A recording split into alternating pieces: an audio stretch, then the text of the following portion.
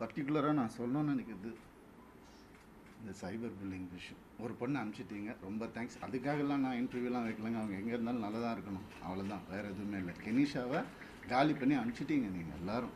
Cyber bullying உங்களெல்லாம் நான் சும்மாவே விட போகிறது இல்லை. என் அண்ணனுக்கு நடந்ததுனாலும் தம்பிக்கு நடந்ததுனாலும் நான் இதான் பண்ணுவேன். வீட்டை விட்டு நான் எதுவுமே இல்லாமல் வந்தவன் நான். இப்போ நான் வாடகை வீட்டில் இருக்கிறேன், அவங்க எல்லாம் நல்லா இருக்கு. நான் கோடிக்கணக்கான காட்டின வீட்டில் நல்லா தான் இருக்கு. எனக்கு தெரியாதா வெளியே போன்னு சொல்லி எவ்வளோ நேரம் ஆகும் எனக்கு? என்னங்க இதெல்லாம்? ஒரு மனுஷனை நிம்மதியாக வேலை செய்ய விடாட்டி எப்படிங்க?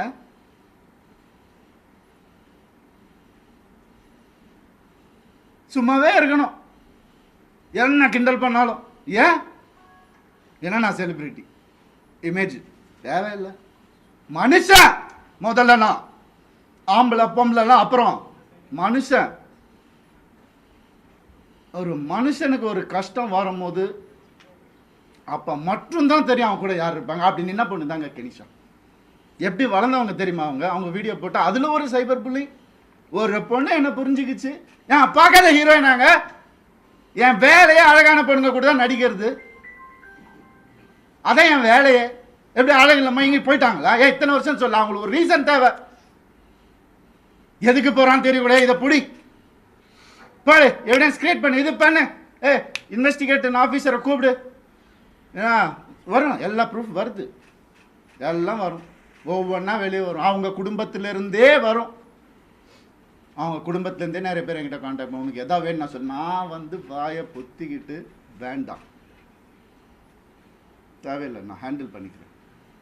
ஒரு நாளில் என் டைவர்ஸை நான் முடிச்சிருப்பேன். நான் பசங்கன்றதுக்கு ஒரு காலந்த வாயை மூட்டு இருந்தேன். நான் என்னெல்லாம் அந்த போய் கேட்டு பாருங்க, அந்த வீட்டில் என்னெல்லாம் நடந்திருக்குன்னு ஊருக்கே தெரியும். அந்த வீட்டில் என்னெல்லாம் நடந்திருக்குன்னு எங்கள் அப்பா அம்மா கையெடுத்து காலில் ஊந்து கேட்டாங்க, என்ன வேணாப்பா அந்த குடும்பம்னு சொன்னாங்க. எனக்கு அச்சதை போடும் போதே இப்படி தான் போட்டாங்க, நாசமாக போன்னு தான் போட்டாங்க மேலே.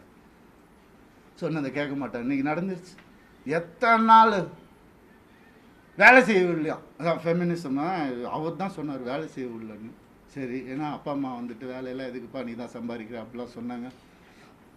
சரி, வீட்டை விட்டு வெளியே வந்துட்டோம். அப்பயாவது கேட்க வேண்டியது என்ன? ஃபெமினிஸ்ட் இருந்தால் என்ன பண்ணணும்? நான் போவேன் வேலைக்குன்னு சொல்லியிருக்கணும்ல. என்ன நினச்சிட்டு இருக்காங்க எல்லாரும்? இதில் வேற ஒரு சப்போர்ட் அவங்களுக்கு. அந்த இது பேர்லாம் எடுக்கக்கூடாது, கேஸ் வரும். புரியுது எனக்கு. ஆல்ரெடி 100 கேஸ் இருக்குது என் மேலே, ஆல்ரெடி கடன் இருக்குது, எல்லாமே இருக்குது என் மேலே. இருந்தாலும் உங்கள் எல்லாருக்காகவும் நான் சிரிச்சுக்கிட்டே இருக்கேன். எப்போவுமே சிரிச்சுக்கிட்டே. எங்கேயாவது எனக்கு சோகம் தெரிஞ்சுதான். ஏன்னா நான் சந்தோஷமாக இருந்தேன், நான் தெரிச்சு தானேங்க வந்தேன். வந்தவனை கூட நிம்மதியாக வாழ விடாட்டி ஒரு ஒரு ஒரு சின்ன ஒரு அன்பு இருந்திருந்தா எதுக்கு வந்திருப்பேன்? ஏன் வந்திருப்பேன்? யாராவது யோசிச்சு பார்த்தீங்களா? நான் இப்படி பேசணுமா?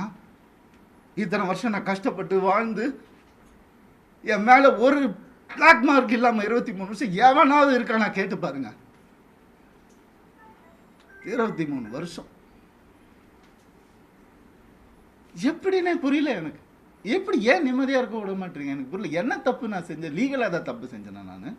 இல்லை. எப்படி இவ்வளோ 45 வயசில் எப்படிங்க அந்த அழகு பின்னாடி ஓடுற? என்னங்க பேசுறீங்க? அழகான ஹீரோயின் கூட நடிகர் தாங்க வேலையை அப்பெல்லாம் போடாத, இப்போ ஏங்க ஓடணும்? ஒரு ரீசன்.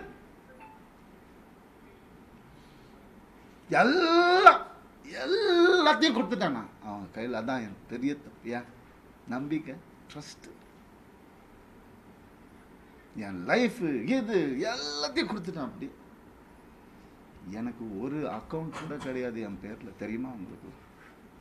ஒரே அக்கௌண்ட் தான் எனக்கு இருந்துச்சு, ஜாயிண்ட் அக்கௌண்ட், எக்ஸ் ஃபேமிலியோட.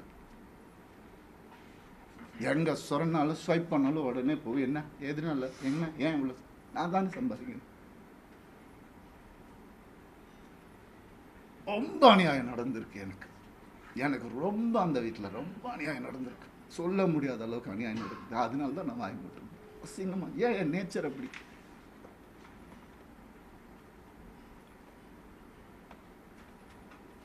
இல்லைங்க, எப்படி வந்து ஒரு ஒரு ஒரு டீமை அமைச்சு ஒருத்தனை எப்படி காலி பண்ணலாம்? நான் உயிரோடு இருக்கக்கூடாது அவங்களுக்கு, மேக்சிமம் அதுதான். நடந்துடும், கண்டிப்பாக நடக்கும் இது. ஆனால் நான் எல்லாரையும் முடிச்சுட்டு தான் நான் போவேன், சந்தோஷமாக போவேன், சிரிச்சிட்டே தான் போவேன். ஆல்ரெடி எல்லாம் ஸ்டார்ட் ஆகிடுச்சு. ஃபோக்கஸ் பண்ணிக்கோங்க. I started hurting myself. என் குழந்தைங்கள என்னை பார்க்க விடல. I started hurting myself. தான் இந்த கை பார்த்துக்கோங்க, நார்மலாக தான் இதுதான் நடக்கும். அதான் உங்களுக்கு வேணும். I gave in to every thing, not any more. வர சொல்லுங்க, மொத்த ப்ரூஃபும் இருக்குது என்கிட்ட. ஸ்க்ரீனில் எப்போ என் படம் வரும் எனக்கே தெரியாது. எனக்கு சப்போர்ட் பண்ணுறவங்க சப்போர்ட் பண்ணிட்டு தான் இருக்காங்க. அதனால் அவங்க எல்லாரையும் சாரி சொல்லிக்கிறேன். தயவு செஞ்சு வேண்டி கேட்டுக்கிறேன், என்னோட இந்த டெசிஷனை இப்படியே விட்டுருங்க. என்னால் வேலை செய்ய முடியல. நான் என் பர்சனல் லைஃப்பை க்ளீன் பண்ணிவிட்டு எனக்கு என்ன இமேஜ் இருந்ததோ அதை நான் காப்பாற்றிக்கிட்டு நான் கண்டிப்பாக திரும்பி வருவேன். அது கடவுள் கையில் இருக்குது. எவ்வளோ சீக்கிரம் முடியுமோ நான் சீக்கிரமாக முடிச்சிடுறேன். சில விஷயங்கள் சொல்லணுங்க, அது ஓப்பனாக சொன்னால் தான். இந்த 3 லெட்டர் நடிகை இருக்காங்க, நான் சொன்னல ஆல்ரெடி நிறைய கேஸு. அவங்க பேரை சொன்னால் அவங்களும் என் பேரை தெரியாமல் என்னை வந்து அட்டாக் பண்ணுறாங்களாம். இட்லி நடிகை, அதையும் சொல்லிட்டேன் நான். 3 பேர் ஹீரோஸ் என்கிட்ட, பெரிய ஹீரோஸ், அவங்க ஜென்ரேஷன் ஹீரோஸ் வந்து என் குடும்பத்தை கெடுக்க வந்த இவாவை அசிங்கமான வார்த்தையில் சொன்னாங்க. நாசமாக போயிருக்கும். 3 பேரோட வாழ்க்கையை கெடுக்கிறதுக்கு ரெடியாக இருந்த அந்த ஒரு பொம்பளை என் லைஃப் பற்றி பேசுகிறாங்க. ஆனால் வேறு ஏதாவது பிரச்சனை வந்து அப்படியே நான் ஃபெமினிஸ்ட், நான் இப்படி ஆகிடுவேன். என்ன ட்ராமா இதெல்லாம்? உனக்குலாம் ஏதாவது துப்பு இருக்கா என்னை பற்றி பேசுறதுக்கு?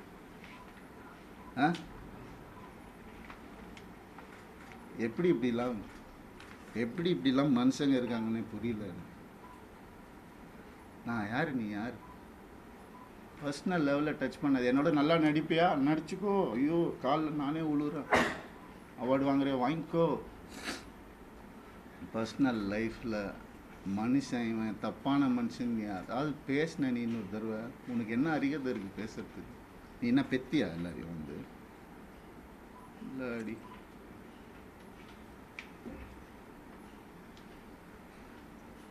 தண்ணி கொடுங்கப்பா.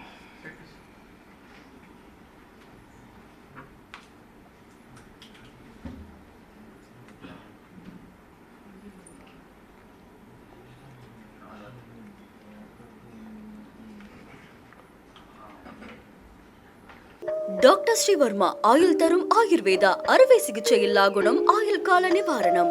Branch express courier private limited. Domestic international cargo. உங்கள் இல்லம் தேடி வந்து கொரியர் புக்கிங் டெலிவரி செய்து தரப்படும். என்றும் உங்களுடன் மை இந்தியா. முக்கிய செய்திகளை உடனுக்குடன் தெரிந்து கொள்ள சப்ஸ்கிரைப் பண்ணுங்க, பெல் பட்டனை பிரஸ் பண்ணுங்க. என்றும் உங்களுடன் மை இந்தியா.